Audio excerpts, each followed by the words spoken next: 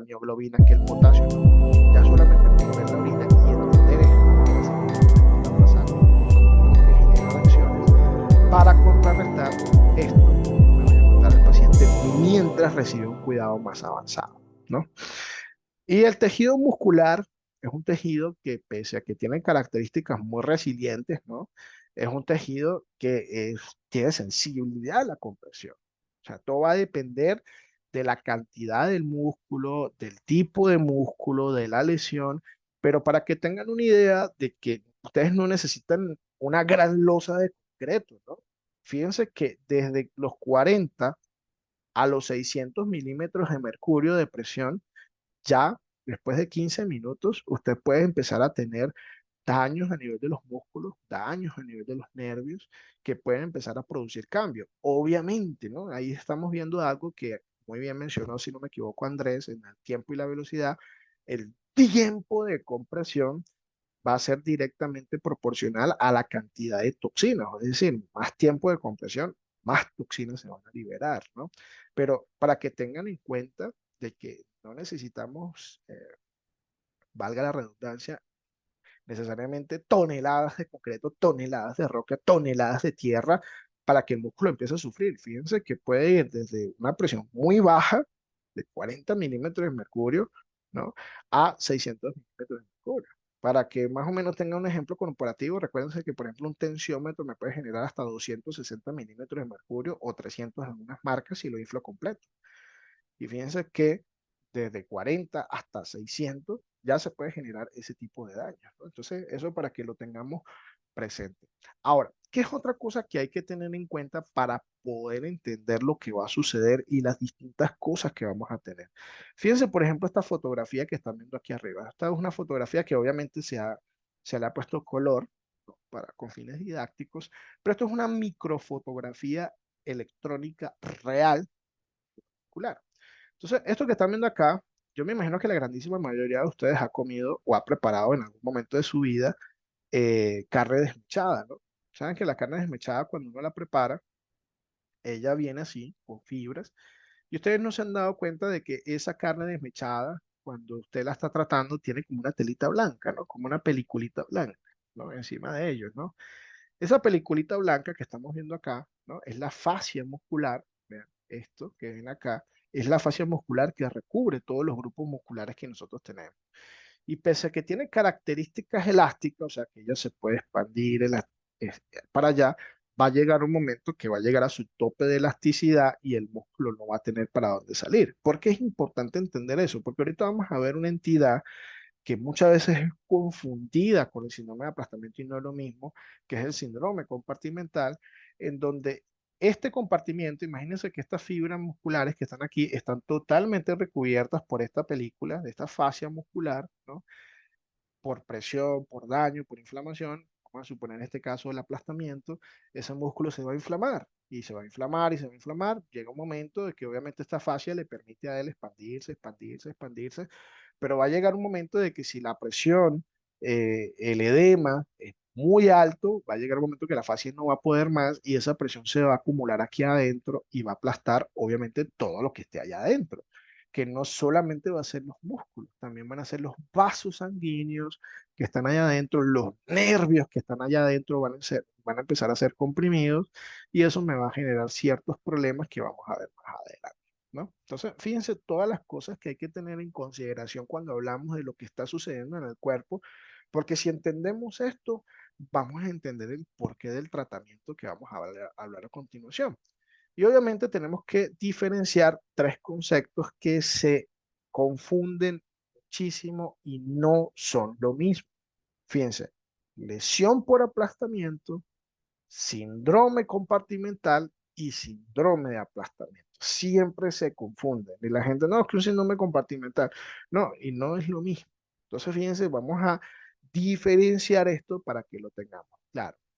Cuando nosotros hablamos de lesión por aplastamiento, fíjense, lesión por aplastamiento es lo que se va a generar físicamente en el cuerpo producto de ese aplastamiento. Por ejemplo, la fractura por aplastamiento es una lesión por aplastamiento. La hemorragia por una lesión de un vaso por el aplastamiento es una lesión por aplastamiento. La lesión de la columna vertebral por el aplastamiento es una lesión por aplastamiento.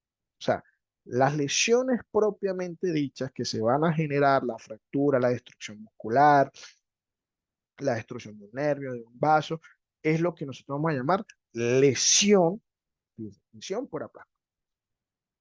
Ahora, ¿qué es el síndrome compartimental? ¿No? Es lo que estábamos hablando ahorita con la fotografía anterior. Imagínense que esta bolita roja que estoy haciendo acá es un músculo, ¿no? Y alrededor, obviamente, de ese músculo va a haber una fascia que lo va a recubrir, ¿no? Esto que estoy haciendo acá. Y recuerden que tiene un momento de elasticidad.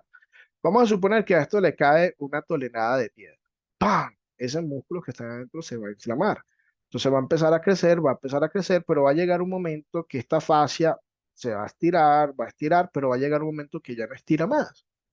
Y al no estirar más, esa presión que está allá adentro va a empezar a aplastar todo aquí adentro. Entonces es un compartimiento, porque si usted tiene aquí al lado un músculo, al lado de este, al lado también hay otro compartimiento. Y si abajo de estos músculos hay otro músculo, va a tener otro compartimiento. O sea, por eso se le llama así, síndrome compartimental.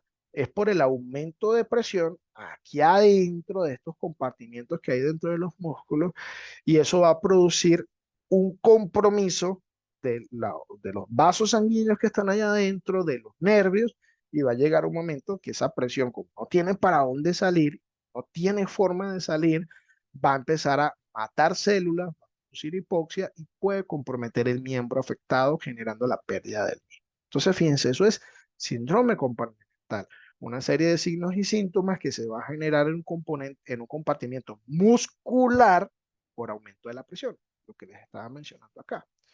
¿Y qué es el síndrome de aplastamiento? Fíjense, el síndrome de aplastamiento, la palabra clave es esta, miren, posterior a la liberación.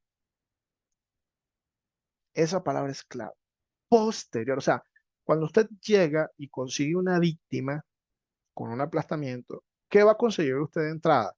Una lesión por aplastamiento, posiblemente un síndrome compartimental que está evolucionando, pero usted va a conseguir un síndrome de aplastamiento.